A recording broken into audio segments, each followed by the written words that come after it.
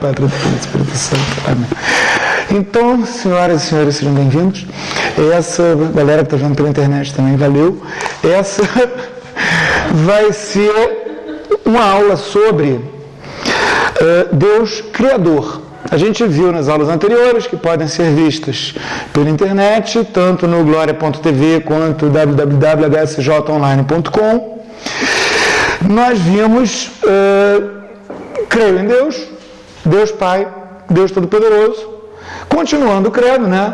Criador do céu e da terra. Agora a gente vai falar de Deus como Criador. O que quer dizer que Deus é Criador? A resposta mais evidente é que Deus criou. Mas o que quer dizer criar? A gente chama criança que foi mal educada de mal criada. A gente diz que fulano tem uma criação de galinha, tem uma criação de gado, mas eles não estão criando. O sentido do termo criar é outro, completamente diferente, que não se adequa a praticamente nada do que a gente faz. Talvez alguém aqui já tenha cometido uma poesia, né? Às vezes a gente tem aquela coisa, tem que escrever, tem que botar aquilo para fora, tem que produzir aquilo do nada. É quase um ato de criação, como a criação divina. Porque quando Deus criou todo o universo, todas as coisas visíveis e invisíveis, que é o que a gente vai ver nas aulas seguintes, Ele criou do nada. Não existia nada antes. Era só Deus. Na Bíblia, em hebraico, o verbo que é usado para a criação, né, no princípio, criou Deus os céus e a terra. Bereshit bara Elohim. Bara é um verbo que não é um verbo que, como o verbo criar em português, tem outros usos. A gente não fala que as pessoas bará galinhas, as pessoas bará criança e a criança fica mal barada. Não, esse verbo só se refere à criação de tudo por Deus. Gênesis, versículo 1 do capítulo 1, primeiro versículo da Bíblia. Quando Deus criou essas coisas todas, visíveis e invisíveis, tudo que existe, eram coisas que antes não existiam e que passaram a existir. O que é completamente diferente daquilo que a gente faz. Porque se a gente pega um artista mesmo, um poeta, que vai criar um poema, mesmo esse poema que ele vai criar, ele vai fazê-lo a partir de coisas que já existem. Palavras que já existem. Mesmo que ele invente uma palavra, ele vai inventar essa palavra com sons que já existem. Né? Ele vai falar do bloblófio. Bloblófio é com B, com L, com O, com F. Ele vai estar juntando coisas que já existem. Do mesmo modo, uma criança que a gente vai criar, o que a gente está fazendo? A gente está pegando algo que já existe, né, que é o nenenzinho, e vai estar procurando ordenar a vida dela, fazer com que ela não crie maus hábitos, fazer com que ela crie bons hábitos, fazer com que ela aprenda as coisas, respeite as pessoas, tenha interesse naquilo que deve ter interesse, não tenha interesse em besteira. Isso tudo é o que faz com que a criança não seja mal criada. Mas em nada disso a gente está fazendo surgir uma coisa que não existia antes. Quando a gente pega, vai construir um móvel, construir uma casa, a gente está juntando tijolo, cimento, coisas que já existiam antes. Uma fábrica de automóveis está pegando ferro que já existia antes, plástico que já existia antes. Em suma, tudo que a gente faz, na verdade, não é um ato de criação, como o ato de criação que Deus faz. Mesmo quando a gente escreve um texto, mesmo quando a gente escreve uma poesia, o que a gente está fazendo, na verdade, é organizar as coisas de outra maneira. A gente está transformando uma matéria que já existia. Se eu pego um porco vivo, uma cenoura plantada, um monte de barro, faço uma panela de barro, mato o porco, faço um porco com cenoura. Eu estou transformando todos aqueles elementos num prato de comida. Mas a matéria já existia. Então havia gente que dizia, de vez em quando ainda aparece um doido desse, né? Que dizia que Deus pegou uma matéria que já existia e modelou. É o caso do filósofo grego Platão. Ele dizia que o demiurgo, que seria o Deus lá dele, pegou essa matéria que já existia e modelou. O que é isso? Isso é negar que Deus criou. Porque ele realmente criou do nada. Antes era só ele. Ele não estava, não era ele, assim, eu estou aqui, num ambiente iluminado. Então, mesmo que não houvesse cadeiras, não houvesse mesa, não houvesse quadro negro, não houvesse parede, haveria a luz, haveria um chão. Quando a gente pensa em Deus antes da criação, tem até a piada, né, a historinha apócrifa, dizem que o sujeito perguntou para Santo Agostinho o que Deus fez antes de criar o tempo. Aí ele disse que Deus fez o inferno para botar chato perguntão. Por quê? Porque não existia o tempo, ele também criou o tempo. E ele criou todas as coisas. Ou seja, aquilo que antes não existia ponto, passou a existir. Isso é uma coisa muito importante. Por quê? Porque se a gente pega a gente num quarto escuro, faltou luz, está aquela escuridão completa, o quarto fechado, numa noite sem lua, com o céu nublado, faltou a luz, está aquela escuridão absoluta. A gente não consegue ver nada, mas a gente sente o chão debaixo do pé da gente. A gente sente o ar que a gente respira, que a gente se abana e mexe. A gente não está no vazio. Antes de haver criação, não havia nada, nem o tempo, nem o espaço, nem nenhuma coisa no espaço. Essa criação é a criação de tudo. É a criação do tempo. Passou a existir tempo a partir do momento que Deus criou o tempo. É por isso que a gente diz que Deus está na eternidade. Porque para Deus, o tempo é algo que Ele fez. O espaço, assim, o lugar aonde possa existir alguma coisa, é algo que Deus fez. Então, essa criação é uma criação que vem realmente a partir do nada, do completamente nada, do vazio, muito mais vazio que aquilo que a gente consegue imaginar. Deus fez as coisas surgirem, fez o tempo surgir, fez o espaço surgir, fez a terra surgir. Isso até é uma coisa que tem muita gente que tem problema em entender, né? Se a gente pega no livro do Gênesis, está o nosso amigo ali com a Bíblia aberta na frente, a gente vê aquela narrativa da criação no livro do Gênesis, que Deus criou isso no primeiro dia, aquilo no segundo dia, aquilo no terceiro dia, aquilo no quarto dia, quinto dia, sexto dia Deus criou o homem. Existe muita gente que tem problema com essa narrativa. Por quê?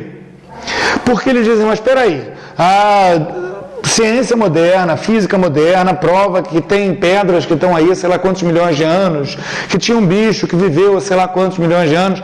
Como é que vai ter só, sei lá, 6 mil anos até o surgimento do homem, antes disso 6 dias? Por quê? Porque Deus criou o tempo.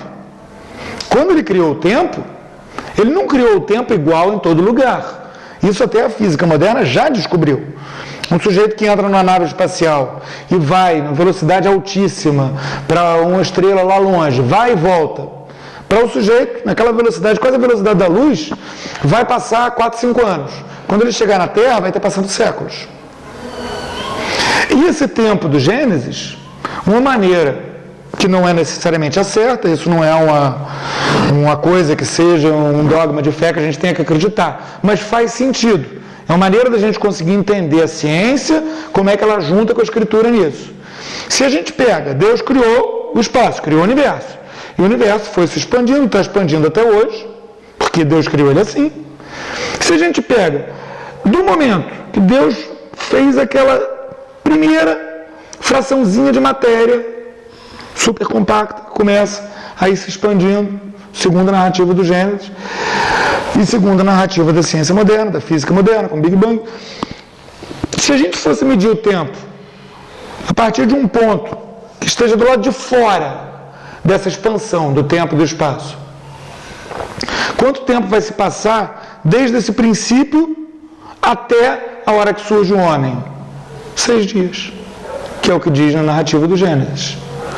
E esses 6 dias, eles são contados num tempo que não é o tempo do homem, é o tempo de Deus. O tempo do homem começou ali. Então, depois que já tinha homem, que Deus disse, né? Botarei o sol, a lua, as estrelas no céu, para vocês poderem contar o tempo. Os calendários da gente são feitos em função do sol, o dia, da lua, a semana, das estrelas, os anos. Então, a partir do momento que houve o homem para contar o tempo bíblico é o tempo do homem. Então, essa criação, a partir do nada, passaram a surgir todas as coisas. Mas não é uma criação como se Deus tivesse simplesmente feito as coisas aparecer e depois largado elas de lado. Que é outro erro. É outra coisa que tem gente que pensa que Deus teria largado tudo de lado. Ele criou as leis da física, então as coisas se viram. É que nem um mecanismo de relojoeiro. Uma coisa vai lá, funciona, liga a outra, fica, a lei da gravidade mantém os astros todos rodando e pronto. Mas o que a igreja nos ensina é que Deus também mantém as coisas em existência. Esse ato de criação é um ato de fazer a coisa surgir. E é um ato, inclusive, de que a gente, de uma certa medida, colabora. Por quê? Porque, por exemplo, nós que somos casados, quando a gente tem um filho, quando a gente gera um filho, a gente está colaborando nesse ato de criação. Quer dizer, a gente fornece a matéria do homem e a matéria da mulher se juntam e Deus cria, Ele cria, a gente não tem capacidade de criar, Deus cria uma alma que vai informar aquela matéria e aquela pessoinha vai crescer até virar um adolescente que dá trabalho, e depois um adulto que dá mais trabalho ainda, e as gerações vão se sucedendo. É uma participação que a gente tem nessa criação.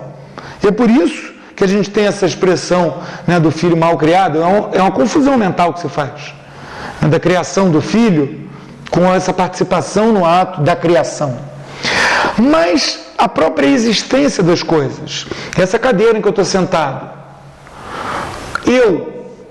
essa parede, tudo isso não só foi criado por Deus, mas é mantido em existência por Deus. Tem gente que diz, um pouco de brincadeira, mas expressando uma coisa que tem um fundo de verdade, que se Deus piscasse o olho, o universo deixaria de existir. Tem um ponto de verdade nisso, e um grande ponto de mentira. O ponto de mentira é que Deus não pisca o olho. Não é uma coisa para a qual Deus precisa fazer um esforço, como no mito grego, né, de Atlas segurando o mundo nas costas. Deus não precisa fazer um esforço. Ele não está fazendo força. Porque basta ele pensar aquilo, basta ele querer aquilo, que aquilo é. Aquilo existe. E a gente, e a parede, e o cachorro, e o céu, e tudo mais, existe porque Deus criou e porque Deus mantém a gente em existência. Só que no caso do homem, tem uma diferença crucial, uma diferença muito interessante. Qual é? A gente escolhe. A gente pode escolher. Bicho não escolhe, paredes não escolhe, planta não escolhe. Você pega uma planta que viva bem em lugares secos e planta ela num lugar muito úmido, num brejo. Ela não consegue escolher, ela não consegue dizer não, eu vou aguentar dura, vou aguentar firme e vou ficar ali, vou crescer, como consegue um ser humano. A gente vê seres humanos que persistem em situações muito loucas, inimagináveis, de situações de guerras, de catástrofes, as pessoas conseguem viver de um jeito que você não consegue nem imaginar. Como é que alguém conseguiria, a gente acostumado com conforto, né? Mas a planta não, ela não tem escolha. Ela floresce se aquele for um lugar que é apropriado para ela, senão ela não floresce. Ao contrário do homem, né, que a gente tem esquimó e tem beduíno no deserto. Esquimó vivendo no meio do gelo, da neve, de um lugar que o cara diz, oba, tá calor hoje, tá só 20 graus abaixo de zero. E o beduíno, oba, hoje está fresquinho, está só 45 graus acima de zero. Não tem nenhum bicho, não tem nenhuma planta que sobrevive em tantos lugares. Por quê? Porque a gente consegue escolher. E a gente consegue escolher também se a gente quer ser ou se a gente não quer ser. Se a gente quer existir ou se a gente não quer existir. Mas eu não estou falando de suicídio. Eu estou falando de uma outra coisa muito mais interessante, que é decorrente dessa criação do homem por Deus. Deus criou o homem à sua imagem e semelhança. Deu ao homem essa capacidade de pensar e de fazer escolhas. De escolher entre duas coisas que parecem boas. Isso é o que se chama livre-arbítrio. Livre-arbítrio não é uma capacidade de escolher entre o bem e o mal. Ninguém escolhe o mal. É escolher entre duas coisas que parecem boas. A coisa pode parecer boa e não ser boa. Mas a gente vai estar escolhendo porque a gente acha ela boa. Um sujeito que rouba alguma coisa de alguém, não é bom roubar, mas ele acha bom ele ter aquela coisa que ele roubou para ele. Ele acha aquilo melhor do que não ter a coisa, não roubar. Ele está fazendo aquilo errado. Ele está fazendo uma escolha errada. Mas ele está escolhendo uma coisa que para ele parece boa. A gente pode fazer essa escolha. Agora, por que isso tem a ver com criação? Simples. A gente é por participação em Deus. Na verdade, a gente poderia até dizer que Deus é. A gente, de uma certa maneira, está. Em português a gente tem essa diferença, né? Qual é a diferença entre ser e estar? Se a gente diz, você está doente, a gente não está perguntando de uma condição transitória, uma condição que passa. Mas se a gente diz, você é doente, a gente está xingando, cara. Né? A gente, de uma certa maneira, está. Por quê? Porque a gente tem um começo no tempo. A gente não tem fim. Mas a gente tem um começo. Então a gente não é como Deus, que é desde sempre. A gente é por participação. O que é uma participação? Por exemplo, se eu pego uma garrafa de cerveja, de refrigerante, e boto junto numa pedra de gelo, no isopor cheio de gelo, o que vai acontecer com a cerveja ou refrigerante que tem dentro da garrafa? Ele vai ficar gelado. Agora, se a gente for numa gramática, como é que se chama essa parte, essa forma do verbo gelar, gelado? Se chama particípio, porque indica essa participação. É uma noção da filosofia que foi conservada na gramática. A cerveja gelada, ela não é gelo, mas ela participa do gelo. Um ferro em brasa, ele não é fogo, mas ele participa do fogo. Dá para entender? A gente não é Deus, mas a gente participa do ser que é Deus. Assim como a cerveja gelada não é gelo, mas participa do frio do gelo. O ferro em brasa não é fogo, mas participa do fogo. Então, a gente é de verdade, a gente é 100% a gente mesmo, quando a gente é perfeitamente como Deus quer. Quando a gente é perfeitamente de acordo com aquilo que Deus concebeu para a gente. E se a gente escolhe não ser assim? Se eu digo, não, eu vou largar minha mulher, eu vou cair na gandaia, eu vou tomar todas, eu vou virar ladrão, eu vou fazer a vida louca, o que eu estou fazendo? Além de correr o sério risco de apanhar da patroa, eu estou escolhendo não participar. Eu estou escolhendo, ao invés de eu ser em Deus, eu ser nos prazeres, eu ser no dinheiro, eu ser nessa vida louca toda. Isso, na verdade, é deixar de ser. Eu estou escolhendo não ser eu mesmo plenamente. Agora, se eu escolho ser eu mesmo, plenamente eu, quer dizer, como é que Deus me criou?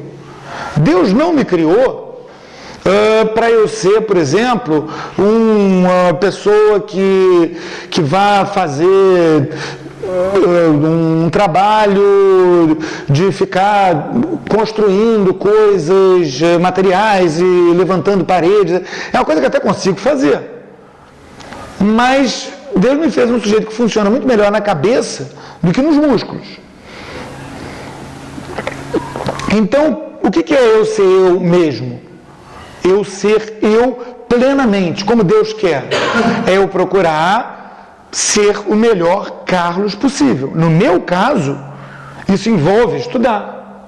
No meu caso, que sou pai de família, isso envolve eu sustentar minha família, eu estar do lado da minha mulher, envolve eu procurar ser o Carlos, pai de família, professor, estudioso, tudo isso da melhor maneira possível. Assim eu vou ser eu plenamente. Agora o outro sujeito, que é um grande músico, que tem um talento enorme para a música. Tem um amigo meu que ele falou, eu nunca consigo ter uma relação que dure com uma moça, eu sou solteiro aos 40 anos de idade. Eu disse, claro, qualquer moça que vai casar com você, ela vai ser sua amante, porque sua mulher é a música. Ele é músico em tempo integral. Para ele, a vida dele é a música. E ele ser santo, ele só vai ser santo se ele for ser um santo músico. Se ele for largar a música para ser santo, ele não vai ser santo. Ele não vai ser ele plenamente. Porque Deus deu para ele aquele talento que ele não pode enterrar. O outro é chamado a trabalhar criando animais, ou trabalhar como agricultor. É um chamado de Deus. E é só ali que ele vai se desenvolver. Um sujeito que é um agricultor, que é um pai de família, se ele começar a agir como um monge e ficar rezando 8 horas por dia, ele não vai estar sendo ele plenamente, ele não vai estar sendo santo, ele não vai ser santo nunca. Do mesmo modo, um sujeito que, sendo chamado por Deus a ser um agricultor, um pai de família, começa a ficar tentando estudar loucamente, ficar aprendendo milhares de coisas, não vai ser santo, não vai ser ele mesmo. Ele vai estar tentando ser outra coisa, ser outra pessoa. E assim ele não vai estar participando de Deus. Deus vai continuar mantendo ele em existência. Mas a parte da escolha dele vai ser jogar fora, criar buracos nele. Buracos naquela perfeição dele. A perfeição dele é ele como Deus quer. Tudo que não seja ele como Deus quer é um buraco que ele está abrindo. Porque o que é o mal? O mal é a ausência do bem. Assim como o escuro é a ausência de luz. O frio é a ausência de calor. Se a gente apaga a luz, não foi gerada uma coisa nova, não aparece uma escuridão que é uma coisa preta que vem andando. A luz é uma coisa que vem. Né? Acende a luz, vem os fótonzinhos lá, batem na parede, reflete no olho da gente, a gente percebe o calor. Os físicos explicam que lá os átomos estão chacoalhando, etc. Se eles pararem de chacoalhar, se eles ficarem perfeitamente quietinhos, é um frio absoluto. Se não tiver nenhum desses fótons, é um escuro absoluto. A mesma coisa acontece com o mal. O mal é uma ausência de bem. Então, é por isso que se diz que mesmo o demônio não é totalmente mal. Por quê? Porque ele existe. Se ele existe, ele não é todo uma ausência, ele não é um buraco negro, ele não é um antideus, ele é simplesmente como alguém que está no escuro, é no escuro, gosta do escuro, quer apagar a luz. E na gente, é isso que significa a gente não ter essa graça de Deus, a gente não procurar se tornar uma pessoa melhor, porque o que é o santo, senão alguém que é plenamente são, plenamente saudável, plenamente ele mesmo como ele deveria ser. Se eu pego um órgão de uma outra pessoa, faço um transplante, pego o rim de alguém e boto em mim, eu vou ter que ficar tomando remédios para rejeição a vida inteira, porque aquele rim não sou eu. Não é verdade? É um pouco isso que a gente faz, a gente tenta ser outra pessoa. Eu acho lindo o trabalho da Madre aqui no Educandário, então eu vou botar um véu na cabeça e eu vou dizer que eu sou uma freira. Não funciona. Isso é um troço tão absurdo quanto seria eu tentar pegar e botar as tripas de outra pessoa dentro de mim. Eu ia morrer, porque isso não sou eu. E eu iria morrer espiritualmente tentando ser outra pessoa. Eu tenho que tentar ser eu, o melhor eu possível. Isso vai ser eu ser plenamente. Isso vai ser eu corresponder plenamente a essa criação de Deus. Porque Deus vai me continuar mantendo em existência. Se eu morro, Eu vou para o céu, eu vou para o inferno, eu vou para o purgatório, a caminho do céu, minha esperança, minha escolha no caso é ir para o inferno ou ir para o purgatório, a caminho do céu. O que vai ser? O que é o purgatório? Purgatório é onde a gente vai encher esses buracos de falta da gente, para a gente estar inteiro, chegar no céu inteiro. Porque nada impuro entrará lá na Jerusalém Celeste, está na Sagrada Escritura. Então o purgatório é o lugar que a gente vai encher esses buracos. O lugar que o cara que conseguiu morrer na graça de Deus, mas ainda, muitas vezes tentando ser outra pessoa, tentando viver, apoiar parte do ser dele em outra coisa, ele vai chegar lá cheio de buraco. Aí vai encher esses buracos, vai doer horrores. Isso é o purgatório. Até ele chegar no céu. Mas então, essa criação de Deus, resumindo, é algo que vem do nada. Deus criou do nada. Antes não existia nada, não existia tempo, não existia luz, não existia calor, não existia espaço. Espaço para criar mesmo. Ele criou o tempo, criou o espaço, criou todo o universo dentro. E mantém isso tudo. Por quê? Porque essa participação no ser verdadeiro, no ser em si, que é Deus, ela é algo que é querido por Deus e que depende da vontade de Deus. Se Deus quisesse, ele poderia simplesmente fazer com que nada mais existisse. Mas por que ele criou isso? Por amor. Por amor. Porque Deus ama. E aí ele cria quem ele ame e quem o ame. É por isso que o primeiro mandamento é amar a Deus sobre todas as coisas.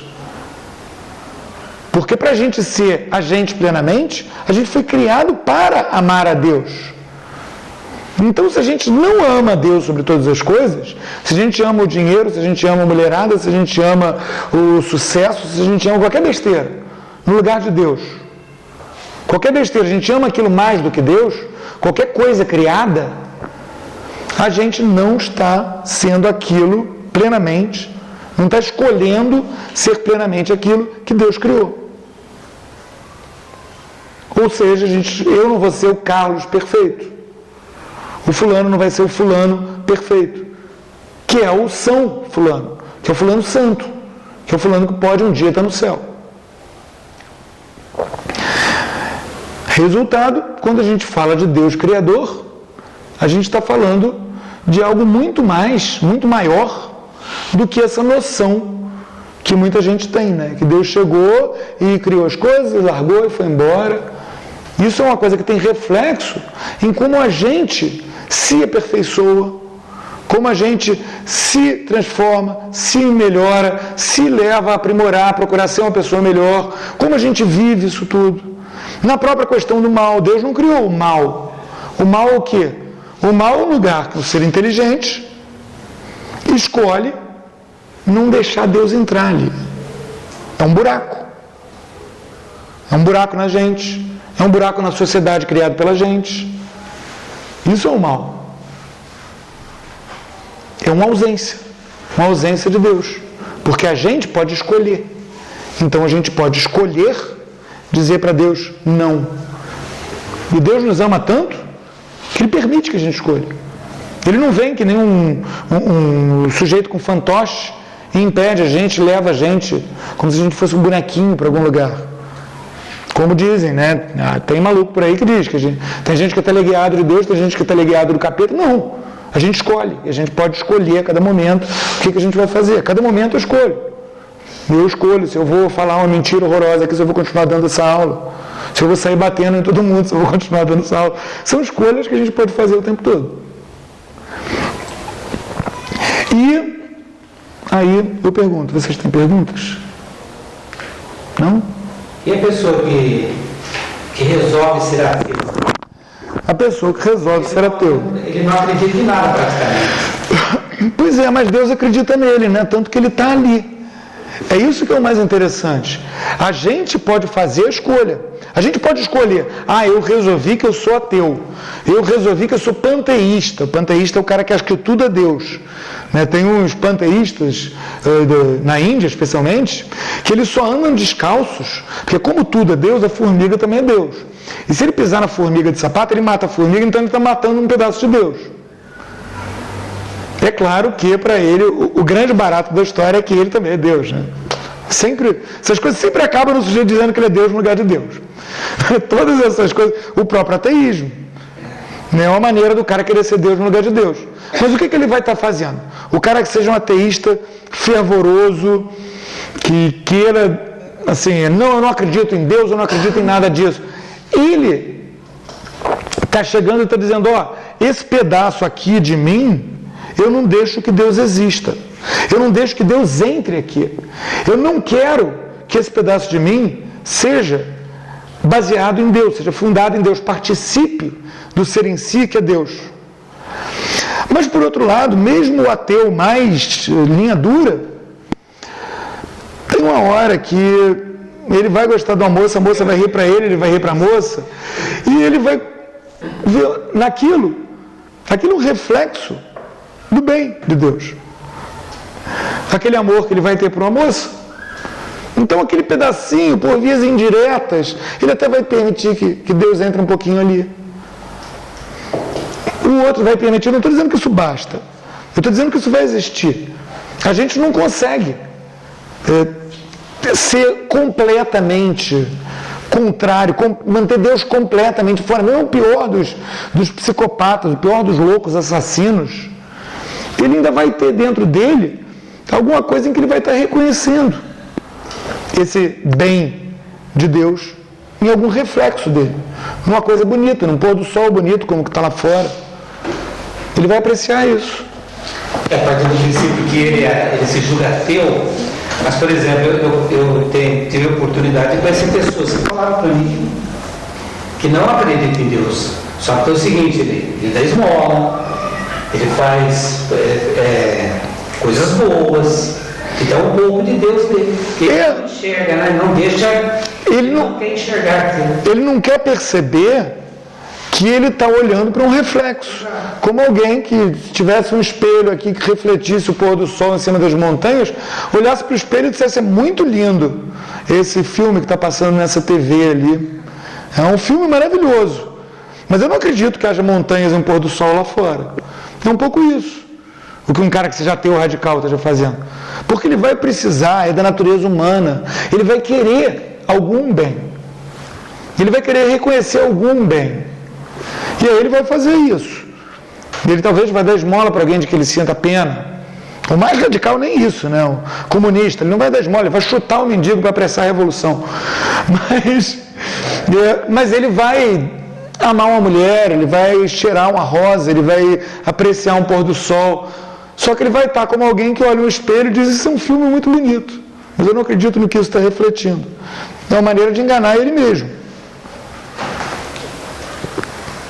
Aquilo que você tinha falado dos órgãos, isso não seria uma maneira da pessoa se manter viva? Do que? Do transplante? Não, justamente, o transplante de órgãos, ele não é uma coisa má.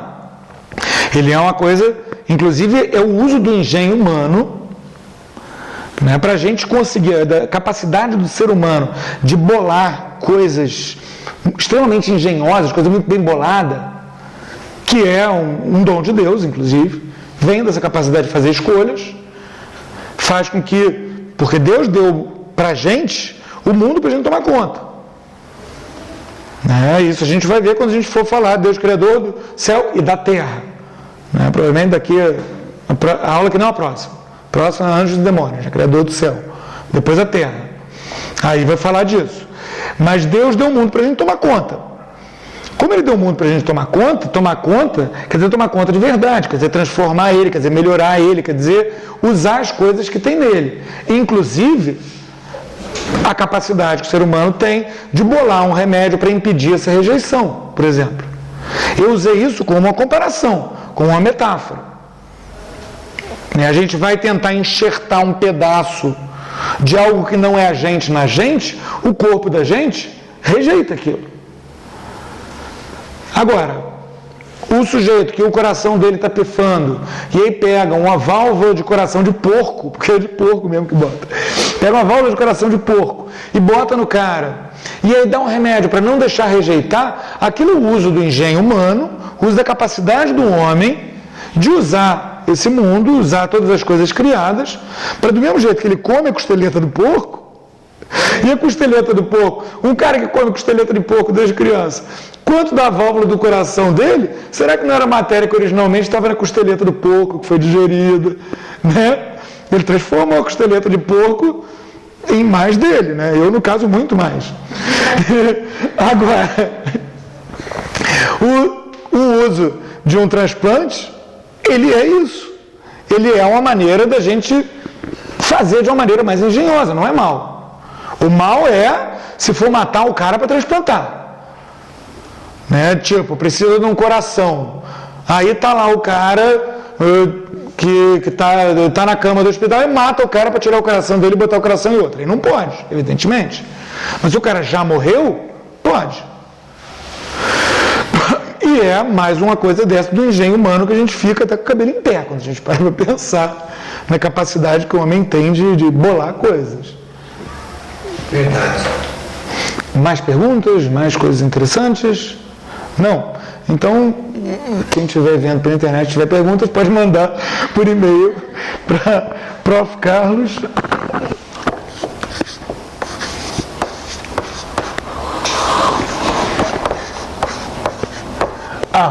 @hsjonline.com.